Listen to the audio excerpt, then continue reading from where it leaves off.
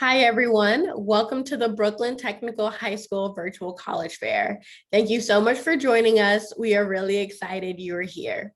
Before we get started, we do have a few housekeeping items to note.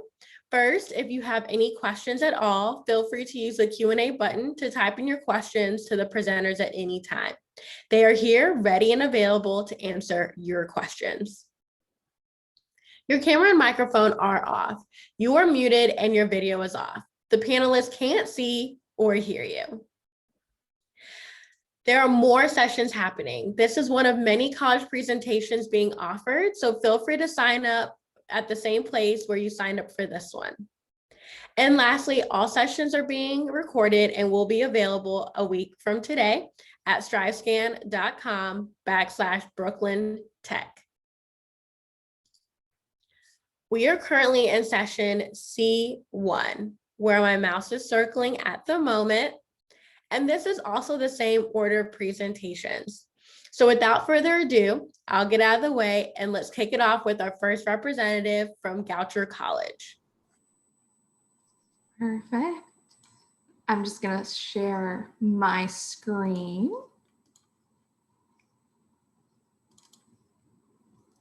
So hello, everyone, and thank you all for being here tonight. My name is Megan Steele, and I'm one of the admissions counselors from Goucher College, a small private liberal arts college located just outside of Baltimore. And that location is something that I do want to highlight for you. You know, being a small liberal arts college, we have a traditional residential campus, and yet we are 20 minutes north from downtown Baltimore, which is accessible through a free student shuttle. We're also about an hour from Washington, D.C., and about 3 hours back to New York. And then there's also 14 other colleges and universities within Baltimore. So there are plenty of opportunities for cross collaboration there.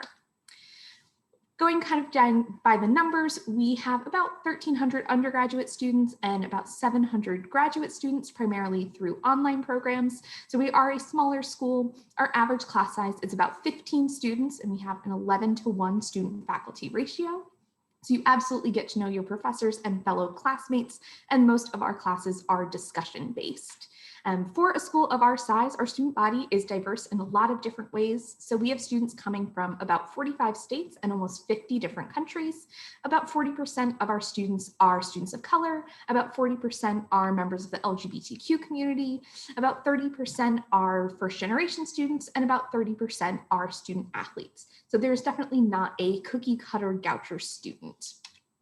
When it comes to academics, we have moved away from the sort of traditional checkbox system of gen ed requirements, where regardless of your major, there are specific classes that you need to take. And instead, we have created a series of interdisciplinary seminars, beginning with the first year seminar with over 25 different offerings, everything from a course called Where the Wild Things Are to a course called The Secret Life of Puppets.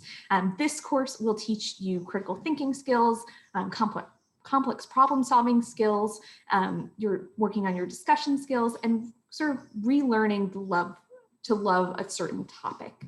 This does not need to be related to your major at all. Students then take 2 interdisciplinary seminars known as CPE courses, where you look at one topic from a variety of different subject areas, like our course Disease and Discrimination that looks at AIDS and diabetes from both a biological and a sociological standpoint. We also have areas of proficiency that we ask that students meet in data analytics, writing, and foreign language and culture. And then our institutional commitments in race, power, and perspective and environmental sustainability, which you encounter in just about every class. Speaking of our majors, you have until the end of your sophomore year to declare a major, so plenty of time to figure it out if you don't know what you want to do now. Most popular majors tend to be psychology, biology, business, and international relations. Students are double majoring and minoring and even creating their own major. These programs are also available as minors, and then we do have some standalone minors and concentrations, including our pre-med pre-health concentration and our secondary education concentration. Goucher also requires all students to study abroad, and we've been requiring this since 2006. Students can do this either by completing a traditional semester-long program where you enroll directly into an international university, or through our 3-week intensive courses abroad, ICAs, and those are faculty-led programs that tend to be thematic or interdisciplinary in nature. We send students to over 60 different locations every year, so there are so many possibilities there. And being a requirement, this is something that does sort of take hold of the class discussions and then also discussions happening outside of class as well.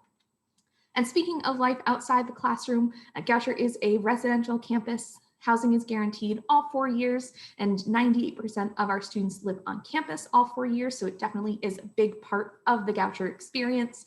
All first-year students live in our first-year village, very intentionally built to foster community among our new students. There's also plenty to keep you busy outside of your classes with over 60 different clubs and organizations, and then events held through our student engagement team and our recreation and wellness team. We also have 21 Division III athletic teams and an IHSA equestrian team.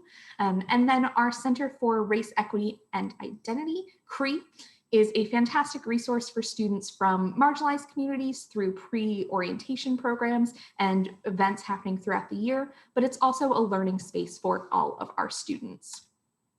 And we are very happy to say that 96% of our graduates are pursuing either further education or employment within a year of graduation at some major name corporations and schools, but we do have many students who will go off into the nonprofit sector, which is fantastic.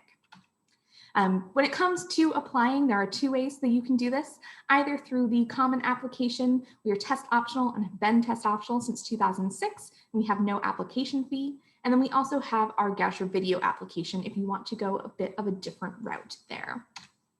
Either way, all students are automatically considered for merit scholarships. These range from $12,500 to $35,000 each year, and there's nothing additional that you need to do for this, and they are based on your high school achievement. And then we do also offer need-based aid through submitting the FAFSA, which 97% of our students receive. And then just to wrap it up, we are currently offering some on-campus visits as well as plenty of virtual visits as well. So hope to see you on campus, and I look forward to answering any questions that you have. Thanks. Awesome, thank you. The next representative is from Harvey Mudd College.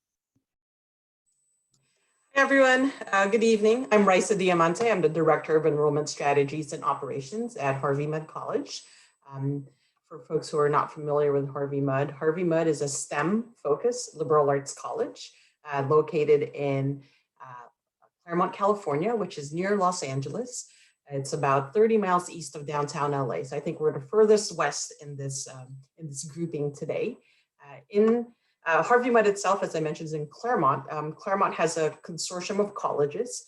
So in about a square mile, Harvey Mudd is next to Pomona College, Scripps College, Claremont McKenna, and Pitzer College. So our students, as much as they're STEM focused and taking classes on our campus, they really have the resources of a medium-sized university because of the collaboration and the consortium that we have with the other colleges.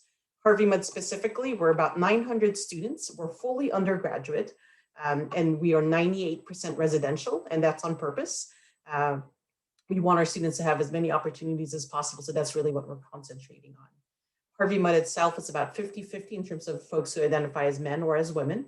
And our students in terms of our demographics, 45% of our students identify as domestic students of color. And about 15% of them are Pell eligible, and it's a similar number of our students who identify as first generation to college.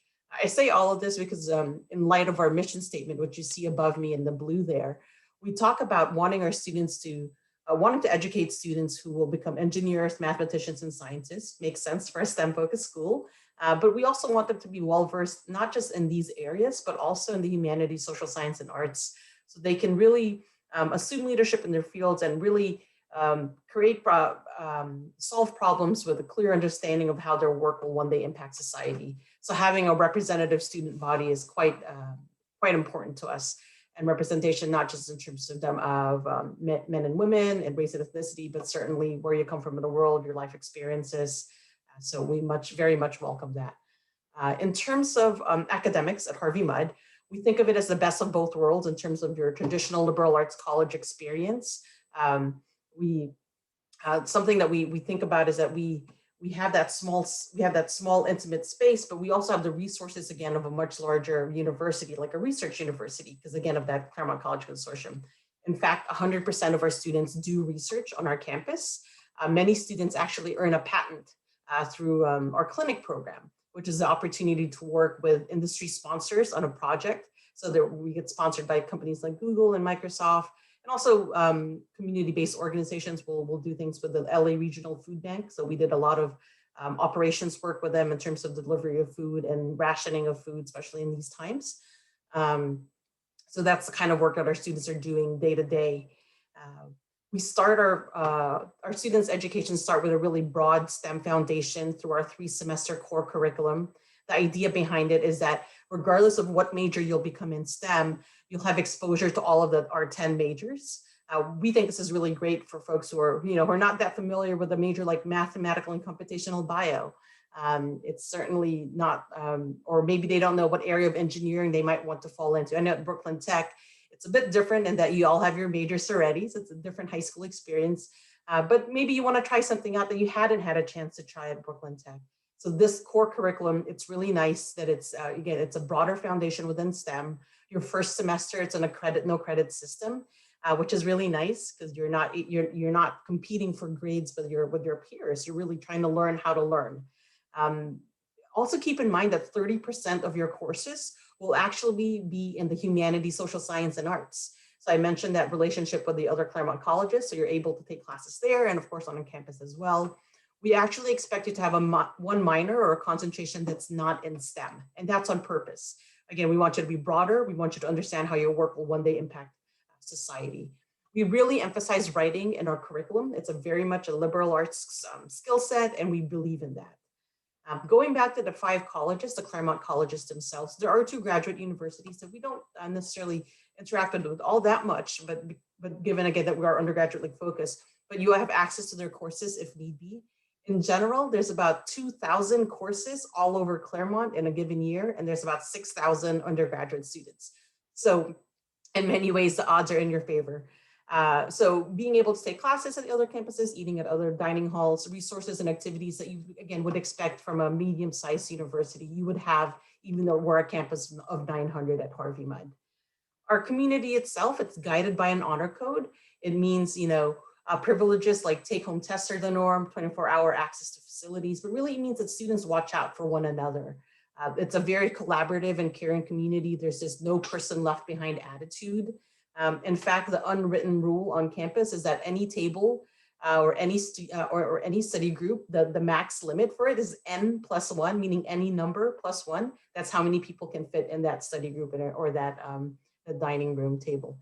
A little different in COVID times, I know, distanced, but still the idea is that all folks are welcome. And there's really this culture of asking for help. In terms of what happens to our students after Harvey Mudd, in terms of our outcomes, we have the 2nd highest percentage of students who complete their PhDs in the STEM fields. And each year we have more recruiters on our campus than students entering the workforce. So please keep an eye out for us there. And we're Common Apple Coalition, and we are need blind as well, and meet full need. So we'll have more details about that on our website, and I'll drop that in the chat room. Great, thanks.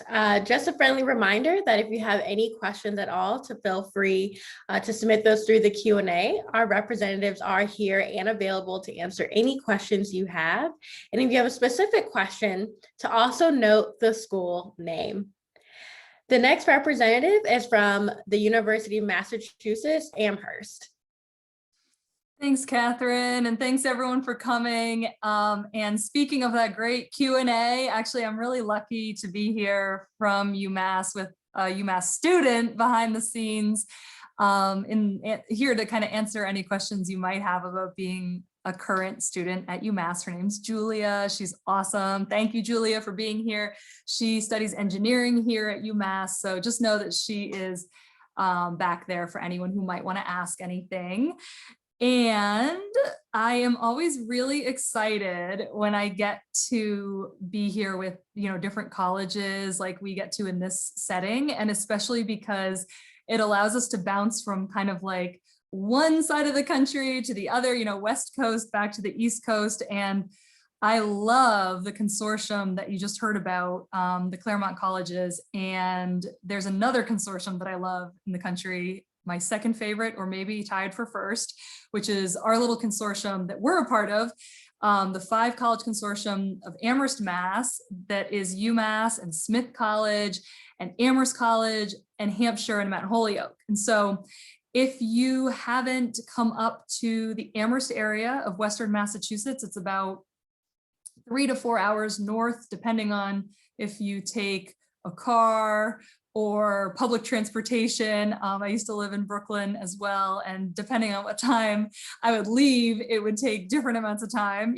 Traffic is still real, but I love it up here so much and I might be staying. So this is just definitely a place to check out, whether you like any of those 5 colleges I mentioned or just UMass. The 5-college consortium here, we do so much together, classes, social things that we can take each other's classes, even sports. So Amherst is ranked among the country's best college towns, so check it out. There are 2 things that I can say UMass is number 1 at in the moment. One is we're still ranked number 1 in the country for food on campus, 5 years running. Even in these pandemic times, that's a really nice thing to have some good food, some comfort foods around. And also, let me go to my picture. We're also ranked number 1 in ice hockey right now, and that we just won the national championship. That was very fun, a good highlight of this year for us. And when you go to college, if you haven't had the chance to see an actual ice hockey game, it is so cool. It is not the same as on TV, and I love it. So that's something to look forward to almost no matter where you go as well.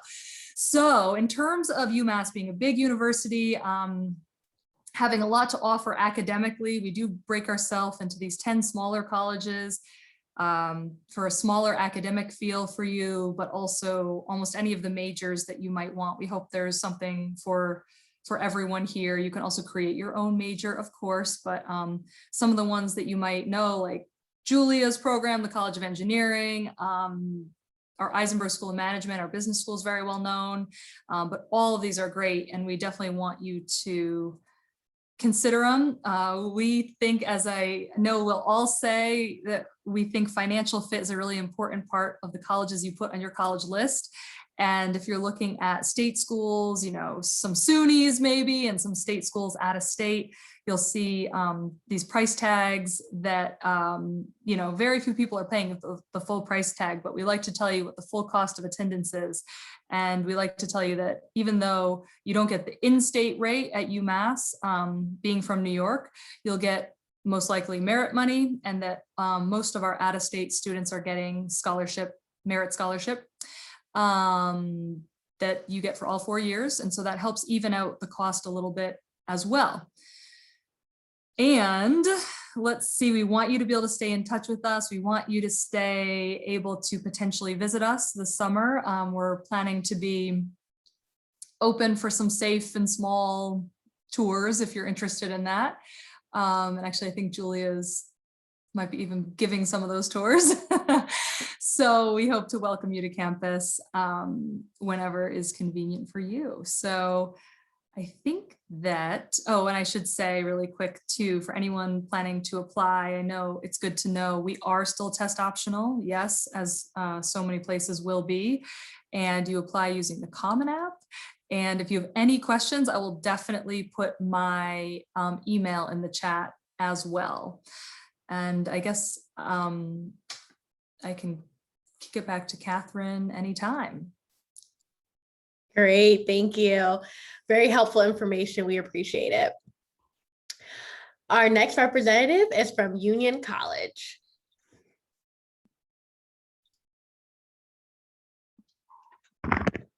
Hello, folks. Michael Moore from Union College. Just wanted to touch base with you in my 6 minutes here and share some of the wonderful news about Union. If you are familiar at all with Union College, you might know that we are a liberal arts college located in Schenectady, New York, founded in 1795. We're right west of Albany, so we are part of what they call the Capital District or the Capital Region. Believe it or not, it is a city. I look at the capital region essentially as one city. So yes, there is life up way beyond Yonkers. I've been at Union for about 2.5 years, and even though we're a small school of about 2,200 students, located about 10-minute walk from downtown Schenectady, one of the things I learned is that there is definitely an urban flair to our campus and our community around us. But the way we're situated in a neighborhood, it's almost a nice suburban type of location within, just off of the city square. Union prides itself in power, even though we're small. I guess you could think of it as small but mighty. So we talk about the power when we talk about Union, and one of those elements is the power of connection, which you will see prevalent across campus in terms of the relationships between faculty, students, and staff. You hear that a lot with colleges and universities. That's the goal, typically. Our faculty members have chosen to work on a campus that is completely undergraduate, for example. All of our students will have opportunity to get involved with TA positions, undergraduate research. In fact, it's actually kind of required that you will do undergraduate research. Union College is a really connected place in terms of disciplines. Students, and I'll talk a little bit about that a little bit later, but connection doesn't just refer to how connected our campus is, and we're one of the most connected campuses, I guess, in terms of Wi-Fi access and that kind of thing.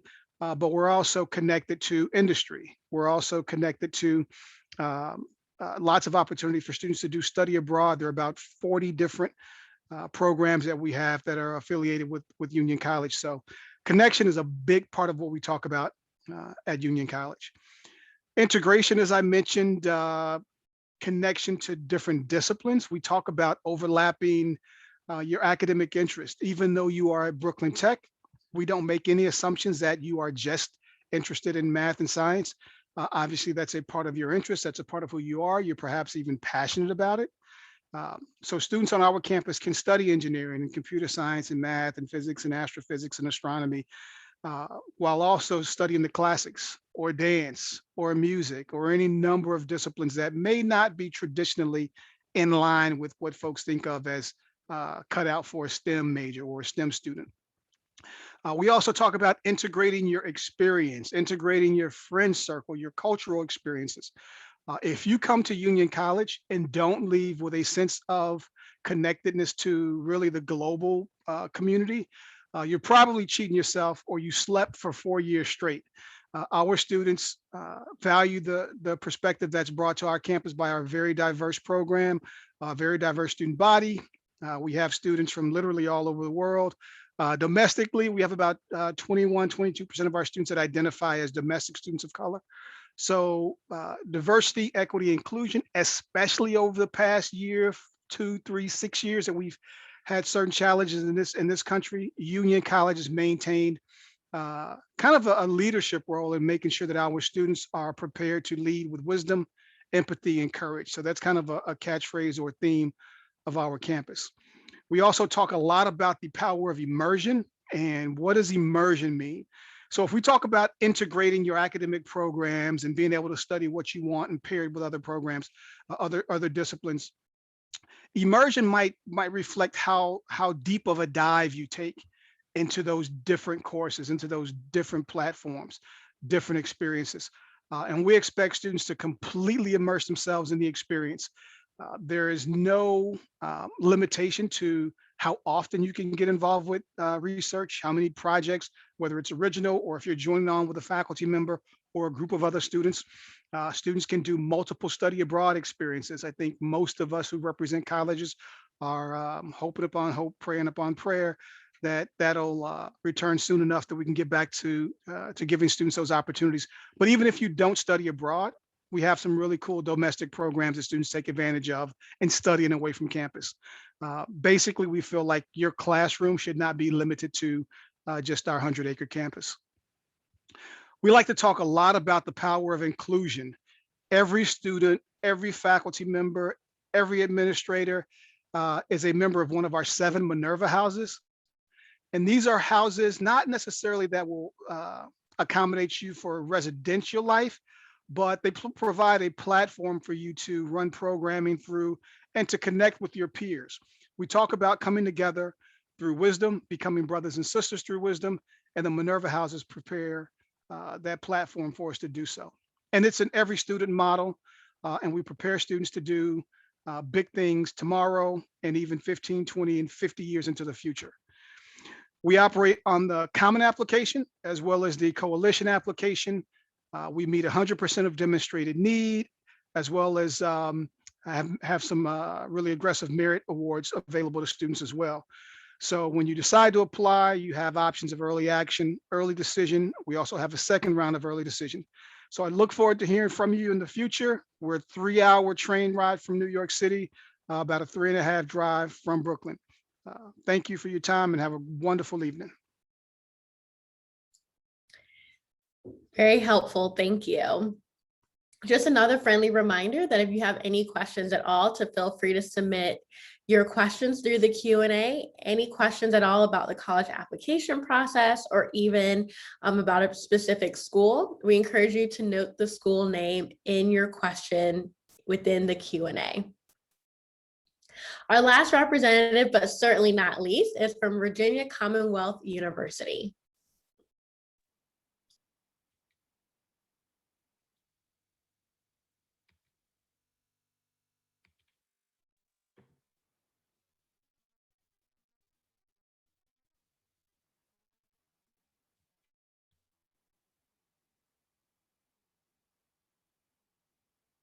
Timothy Thurston. I am a regional admissions person for Virginia Commonwealth University. I am actually located in myself. It looks like my internet is acting a little weird, so I'm gonna give it a moment and make sure I'm good. Okay. I'm actually located in Brooklyn, New York myself. I've been here for about 12 years, but I'm originally from Virginia. And I love Virginia Commonwealth University, and that's why I'm still a regional admissions person for the school. VCU is located in Richmond, Virginia. Richmond, let's skip along here. Richmond, Virginia. Richmond is the capital city of Virginia. It's an urban campus. VCU is an urban campus where there's a lot of opportunities for different types of students to come to our campus and to explore and become all that they really want to be. That's really what the overall vibe is at Virginia Commonwealth University. We are in the heart of Richmond, as I said before. We have about 150 community partnerships in the area, 8 Fortune 500 companies in the area as well. We are also a part of the James River Park system in the area. There's a lot of opportunities. So even though it's not just still opportunities as parks and recreation and as well, other things to get involved with if you are interested in those types of things. And we are about 2 hours away from DC, North Carolina, the mountains and the beach. So that's kind of the cool aspect of being in Virginia. You kind of get access to all those different things. And 2 hours is not too far to get away for a moment if you want to do something different outside of being in Richmond.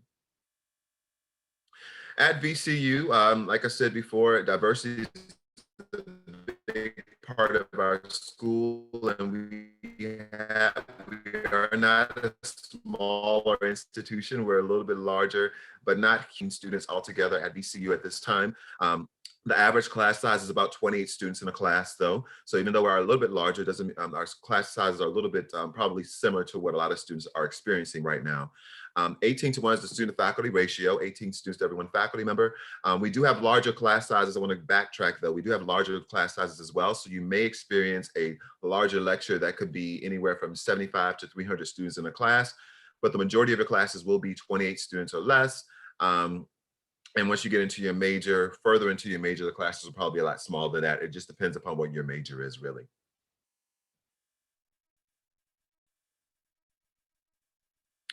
At VCU, there's no real average student. We like to say that this is it's a school where we're looking at each student individually and making a decision holistically. Holistic review, meaning we're looking at the full picture of everything that you send to us when you apply. So we're looking at not just your GPA, not just your SAT scores, but we're looking at everything that's involved with that application. So we definitely take it seriously as far as even the essays and things. We definitely read those and we make a decision based upon that. We have students coming from different walks of life and different interests. So we have student programs and ties with our medical programs at VCU as well. So if you're interested in anything from medicine to nursing to physical therapy to dentistry to dental hygiene, pharmacy, very strong programs at VCU. We're also well known for our art program at VCU as well, one of the premier art institutions in the United States. Very excited about the opportunities we offer there as far as anything from graphic design to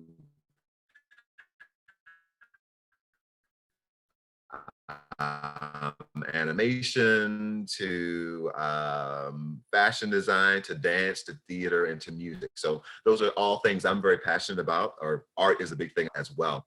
Besides that, we also have programs in business, different business majors, as well as majors in education if you want to become a teacher or work in the educational field, as well as different sciences as well. So kind of a wide variety of different things. And, you know, in this short amount of time, I can't get into everything, but there are a lot of opportunities at VCU. And if you're undecided as to what you would like to do, you can possibly come to school undecided. And I'm sure you'll probably find something at VCU that would go into what you're looking to go into, most likely. Looking at the before you though, just to keep in mind, November the 1st is our scholarship consideration deadline. If you're interested in being in the running for any of our major scholarships,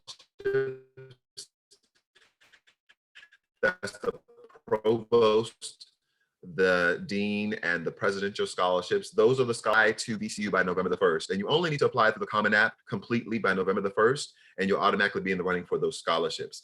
Our regular deadline is January the 15th. So if you want to wait, that's fine. Now, if you apply after November the 1st, it doesn't mean that you won't get any other types of scholarships.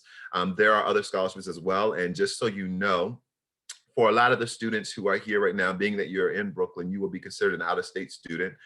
We do offer scholarships for students. And last year we gave out scholarships to students automatically if they had a certain GPA and they were from out of state. Keep that in mind. There are other scholarships as well. The average SAT score range, that's kind of where our students kind of fell. But again, that's about 25% are a little below that, 25% are above this range. And SATs with a 1060 to a 1250. Like probably the majority of schools here today, we were test score optional this year because due to COVID. Next year, probably we'll figure that out as we go along. Last but not least, VCU is a campus school with no boundaries. So this is kind of a picture of Richmond in as a whole, as you can see before you. But if you have any questions, please feel free to be in touch by the phone numbers that you see here, email address as well. We do welcome you on campus. And we also offer opportunities to study abroad as well. So just know that there's a lot of options here. Feel free to be in touch. My information is included in the chat area as well. Thanks, Catherine.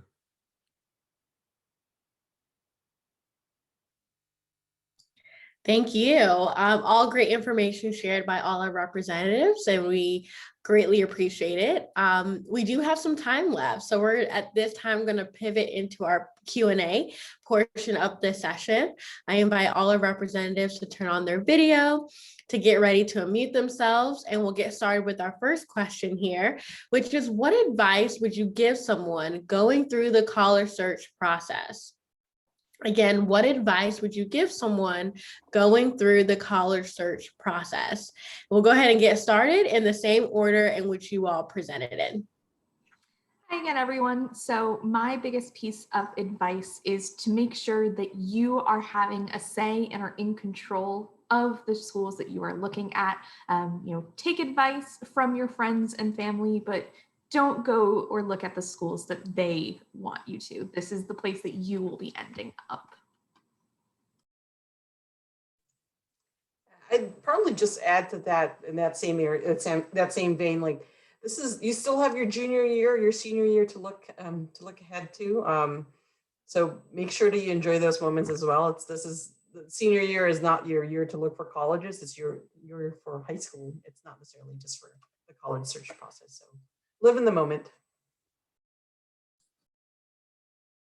Yeah, and speaking of living in the moment, I think my advice would be to just know that we're all human beings, behind the Zoom screen, behind the reading of the application, behind the reaching out to you, even though we can't see your faces right now, we care about you. And, feel free to ask us, because this can be a really confusing process for everybody and a really stressful thing and almost like a new language. And we get that, we've been there. And even though this is our work, so we know the language pretty well, we're always here to help try to explain something. And a lot of us, it's why we do this, right? Is because we want to help people to get through it. So we don't want to deny people. That's not why we do this, right? We want to work in these inspiring places and like hopefully bring you there and help you if that's the fit for you. So anyway, we're humans too, and good luck, everybody. I would say take the wheel. Keep in mind that you have outstanding counseling staff at Brooklyn Tech. So they're giving you great information, but remember you are in the driver's seat. Be responsible, follow all of our directions. Typically, if an admissions officer tells you that something is recommended, that's code word for you should do it. Recommended doesn't mean just, oh, well, it's not required, it's just recommended. Even if you are shy or introverted, there are ways to communicate and articulate your passion. Don't feel like we're not going to take into account the student who is introverted and not, the most outgoing person, whether it's an interview, whether it's your personal statements, recommendations, your resume. So that would be my advice to you all. And I will say, I definitely say all the time to students, I just recommend that they remain open during this process, because one school that may not, you may think it may not work out for you, or it might not be what you're looking for, you might look into it and they might have exactly what you need as a student. So I recommend just remaining open, especially as a student from New York. And there's a lot of great options in New York, but there are a lot of great schools out there that are not too far away, like Virginia Commonwealth University and others. I'm plugging my school, I guess, but there's a lot of great options there for students that you might want to look into and seeing. And one thing I always did, I attended a school in Virginia when I was growing up in Virginia, and I just stuck with Virginia, but I didn't look outside of that box because I was thinking I couldn't afford it. But sometimes there's opportunities there, grants and loans and scholarships that'll help you out. So I do recommend, being open and looking outside of the box a little bit if you can.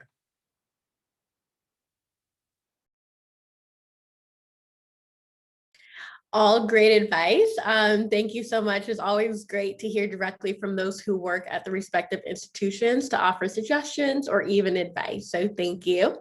We do have time for one more here, so we'll squeeze this one in. But what is your favorite event or tradition on campus? Again, what is your favorite event or tradition on campus? So at Goucher, my favorite tradition has to be Humans versus Zombies, which you may have heard of before. It's spread to many other college campuses, but it was actually started at Goucher. And it's basically a giant game of tag with Nerf guns that happens once each semester. So, every now and then you'll see students just kind of running all over campus wearing different bandanas to signify whether they are a human or a zombie. So very fun to watch.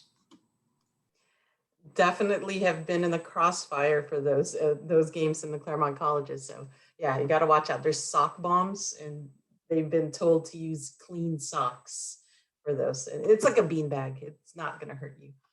But yeah, clean socks. For Harvey Mudd specifically, my favorite tradition or event is probably our Ask for Help dinners, which is a dinner for every first year incoming student. You have dinner with the president in a small group.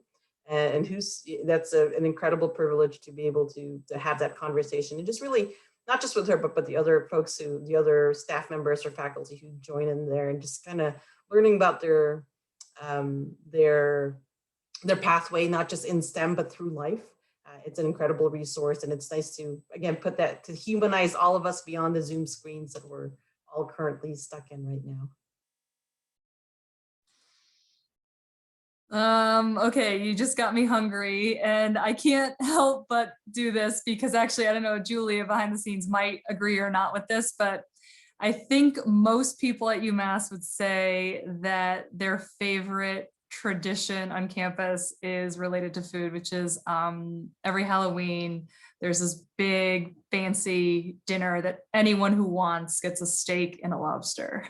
And it's very looked forward to. Mine might sound a little nerdy, so don't judge me, but we have what we call the Steinmetz Symposium, named for Charles Proteus Steinmetz, who was the electrical wizard in Schenectady and was General Electric's chief engineer. So this symposium is one of the few days that Union College shuts down. We're on a trimester system, so most of our breaks don't fall into the term where we have to shut down. But the second Friday in May is always that day where student research is highlighted. Every lecture hall, every presentation space, anywhere that you can basically place a lectern in more than 4 or 5 chairs. You'll have people from Schenectady, the Capital District, the region, outside of the area, alumni, industry, come back to see students present their research. And then it's capped by a huge dance performance 2 years ago. We didn't do it last year in person. Actually, we did. It was Zoom, but there was about 26, I think, different dance performances. So that caps off that full day of learning about research that the undergraduate students are doing. So. All right, and I would say that what I really look forward to, or I enjoy, is our organizational fair. That's something that I know a lot of schools do, but we have like close to 500 student organizations. And so it's like a really great opportunity for, it usually happens in the second week of your freshman year. You'll get that opportunity. And it's just where all of the organizations are lined up. You get to go around, check them out, find out what's going on. There's music being played. It's just a great opportunity to see all the diversity of what is offered to you at the campus. So I really like that event because of that.